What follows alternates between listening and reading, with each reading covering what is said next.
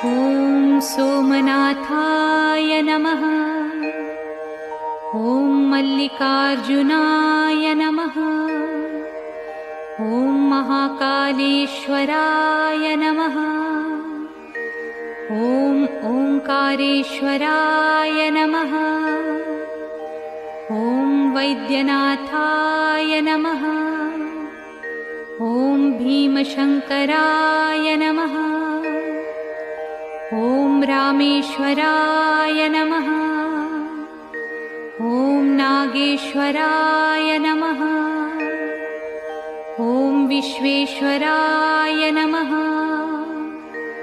ॐ त्र्यंबकेश्वराय नमः। ॐ केदारेश्वराय नमः। ॐ भुस्मेश्वराय नमः।